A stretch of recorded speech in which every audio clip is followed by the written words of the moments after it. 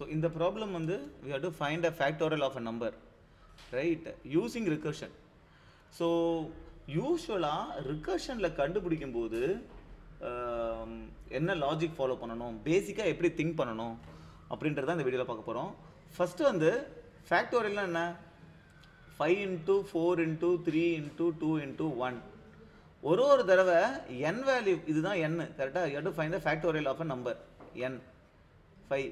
So ஒரு தடவையும் பார்த்தீங்கன்னா n வேல்யூ குறைஞ்சிக்கிட்டே போகுது, ரைட். ஸோ இதை ரிகர்ஷனாக யோசிக்கும்போது நம்ம திருப்பி இதே ஃபங்க்ஷனை கால் பண்ணணும். ரிகர்ஷன்ன்றது calling function calling itself, right. So ஒரு ஃபங்க்ஷனுக்குள்ளே இருந்து அதே ஃபங்க்ஷன் நம்ம திருப்பி கால் பண்ணுறோம், ரைட். இந்த மாதிரி நம்ம பண்ணுறது எய்தர் நம்ம ஐட்ரேட்டிவ் மெத்தடில் பண்ணலாம், அதாவது லூப் வச்சு. அப்படி இல்லை அப்படின்னா நம்ம ரிகர்ஷன் மூலயமா பண்ணலாம்.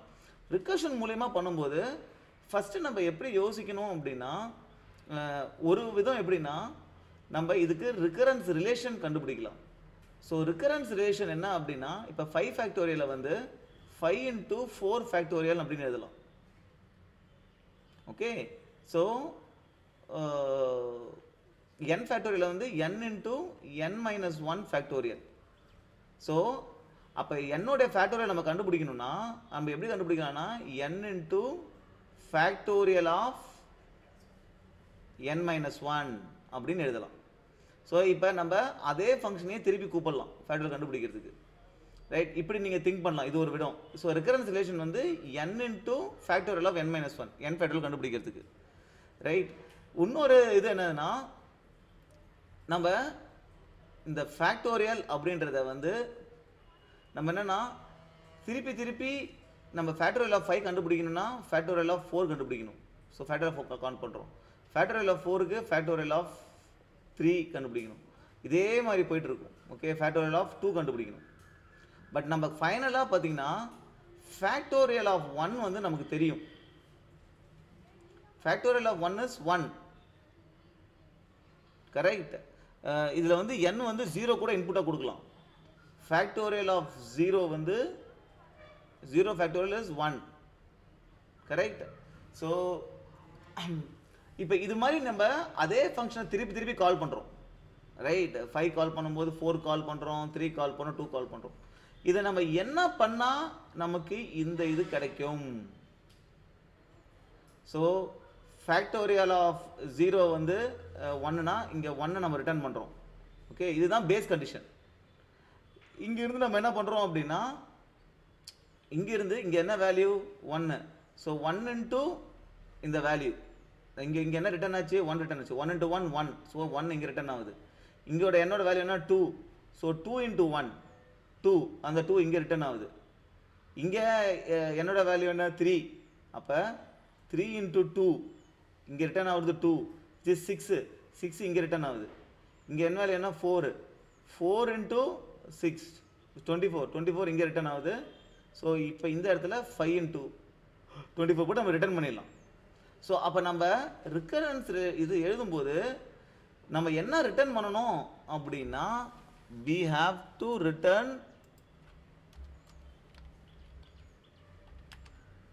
ஒரு ஃபங்க்ஷனை கால் பண்ணும்போது அந்த இடத்துல என்ன ரிட்டர்ன் பண்ணணும்,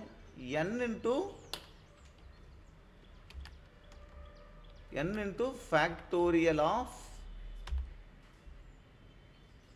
n minus 1, ரைட். ஸோ இங்கே பாருங்க, ஒரு 2ஆக இருக்கும்போது நம்ம 2 கண்டுபிடிக்கும் போது 2 into factorial of 1.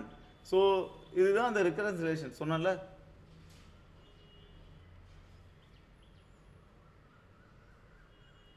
Right. So இதை நம்ம பண்ணோம்னா என்ன ஆகும்னா, திருப்பி இது எப்படி ஒர்க் ஆகுதுன்னு நான் சொல்கிறேன். ஸோ இந்த மாதிரி நம்ம ரிகரன்ஸ் ரிலேஷன்ஷிப்பை போடணும். இந்த மாதிரி இதுதான் ரிகர்சிவ் ட்ரீ. திருப்பி நம்ம எங்கே கால் பண்ணுறோம், ஃபஸ்ட்டு n வேல்யூ 5னா திருப்பி 4 கால் பண்ணுறோம், அப்புறம் திருப்பி 3 கால் பண்ணுறோம், 2 கால் பண்ணுறோம், 1 கால் பண்ணுறோம். ஸோ இந்த மாதிரி திருப்பி கால் பண்ணுறோம்ல, இதுதான் ரிகர்சிவ் ட்ரீ. இந்த ரிகர்சிவ் ட்ரீவை முதல்ல வரைஞ்சிடணும். வரைஞ்சிட்டு ஒரு வேல்யூ ரிட்டர்ன் ஆகுது அப்படின்னா பேஸ் கண்டிஷன் என்ன, n if n is equal to 0 return 1. இதுதான் base condition. So base condition வரும்போது உங்களுக்கு இது வராது, இங்கே ரிட்டர்ன் ஆகிடும். ரிட்டர்ன் ஆச்சுன்னா அங்கே நம்ம என்ன வேலை பண்ணணும், ரைட்? அங்கே என்ன பண்ணணும், நம்ம ரிட்டர்ன் ஆகும்போது n கூட மல்டிப்ளை பண்ணி என்ன வேல்யூ ரிட்டர்ன் ஆகுதோ அது கூட n மல்டிப்ளை பண்ணி நம்ம ரிட்டர்ன் பண்ணணும். Right, that is what. என்ன வேல்யூ இங்கே வந்துச்சு அது கூட நம்ம n மல்டிப்ளை பண்ணி மேலே ரிட்டர்ன் பண்ணணும். அதுக்கப்புறம் கூட என்ன ரிட்டர்ன் பண்ணி மேலே ரிட்டர்ன் பண்ணி இப்படியே பண்ணிட்டே போனோம்னா நமக்கு இது வந்துடும். Right, that is how you have to think of the logic. Either இந்த ரிகரன்ஸ் ரிலேஷனை கண்டுபிடிச்சி அந்த ரிகரன்ஸ் ரிலேஷனை போடலாம், இல்லைனா நம்ம ரிகர்சிவ் ட்ரீயை வரைஞ்சிட்டு இதுலேருந்து என்னத்தை ரிட்டர்ன் பண்ணணும் அப்படின்னு யோசிச்சும் ரிட்டர்ன் பண்ணலாம். Right, let's run and C.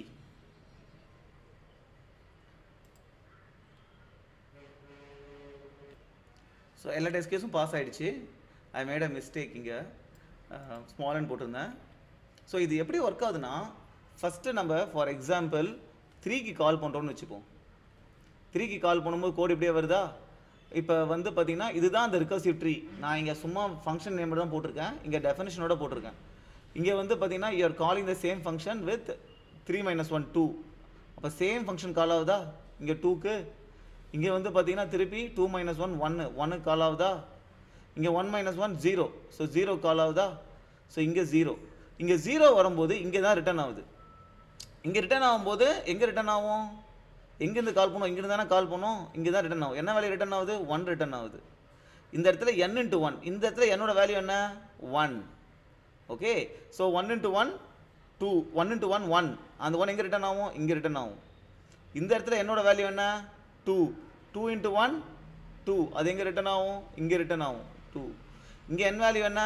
3, 3 × 2 6, 6 எங்கே ரிட்டர்ன் ஆகும்? இந்த ஃபங்க்ஷனை எங்கே கால் பண்ணியிருந்தோமோ அங்கே ரிட்டர்ன் ஆகிடும். This is how it works. Right, so எப்போல்லாம் ரிகர்ஷன் யூஸ் பண்ணுறீங்களோ இப்போ பார்த்தீங்கன்னா நான் உங்களுக்கு முன்னாடியே சொல்லியிருக்கேன், ஒரு தடவையும் நம்ம ஃபங்க்ஷன் கால் பண்ணும்போது அந்த லோக்கல் வேரியபிள்ஸ் ரைட் அதுக்கெல்லாம் வந்து ஸ்டாக் அலோகேட் ஆகும் அப்படின்ட்டுன்னு. அப்போ பார்த்தீங்கன்னா இந்த எண்ணுக்கு வந்து இந்த ஃபங்க்ஷன் கால் பண்ணும்போது இந்த எண்ணுக்கு மெமரி அலோகேட் ஆகுமா?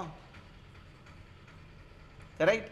அதே மாதிரி இந்த ஃபங்க்ஷன் கால் பண்ணும்போது திருப்பி செப்பரேட்டாக அலோகேட் ஆகும் மெமரி இந்த எண்ணுக்கு. இந்த இடத்துல வந்து என்ன இருக்குது? 3 இருக்குது, கரெக்டாக? இந்த இடத்துல 2 இருக்குது. திருப்பி இந்த ஃபங்க்ஷன் கால் பண்ணும்போது திருப்பி மெமரி அலோகேட் ஆகும், இங்கே 1 இருக்குது. இந்த ஃபங்க்ஷனை கால் பண்ணும்போது திருப்பி 0 வரும். ஸோ ரிகர்ஷனாக கால் பண்ணும்போது உங்களுக்கு ஸ்டாக் அலோகேட் ஆகும். நீ என்னென்னலாம் லோக்கல் வேரியபிள் இங்கே வச்சுருக்கியோ, என்னென்னலாம் ஆர்குமெண்ட் பாஸ் பண்ணுறியோ எல்லாத்துக்குமே மெமரி தனித்தனியாக அலோகேட் ஆகும் ஒரு காலுக்கும். ஏன்னா ஒரு செப்பரேட் ஃபங்க்ஷன் கால் மாதிரி, கரெக்டா? ஸோ அதனால தான் இந்த பேஸ் கண்டிஷன்லாம் என்ன ஆகும்? திருப்பி காலாகி உன் ஸ்டாக் அப்படியே ஃபில் ஆகிட்டே வரும். ஃபில் ஆகிட்டு ஸ்டாக் வேல்யூ முடிஞ்சிடும், ஸ்டாக் ஓவர்ஃப்ளோ ஆகிடும். இதனால தான் ஸ்டாக் ஓவர்ஃப்ளோ எரர் வர்றது. ஏன்னா நம்ம ஃபங்க்ஷனை திருப்பி கால் பண்ணிட்டே இருக்கணும்னு வச்சுங்க, ஒரு ஃபங்க்ஷன்லேயும் லோக்கல் வேரியபிள் இருக்குமா? அந்த லோக்கல் வேரியபிள்லாம் மெமரி எங்கே அலோகேட் ஆகும்? ஸ்டாக்கில் அலோகேட் ஆகும். ரைட், அப்போ வந்து நம்ம திருப்பி கால் பண்ணிட்டே இருந்தோம்னா அப்போ ஸ்டாக்கு ஒரு டைமில் ஓவர்ஃப்ளோ ஆகிடும், ஃபுல்லாகி ஓவர்ஃப்ளோ ஆகிடும். அதில் தான் ஸ்டாக் ஓவர்ஃப்ளோ, அப்படி தான் பேர் வந்துச்சு stackoverflow.comக்கு.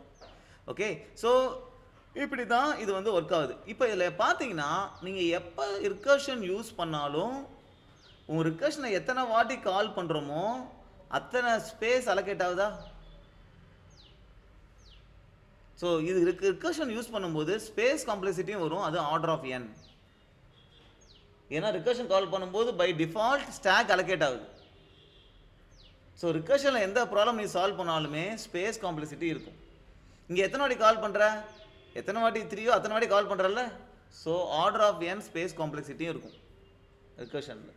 Okay, but this is how generally it works. Okay.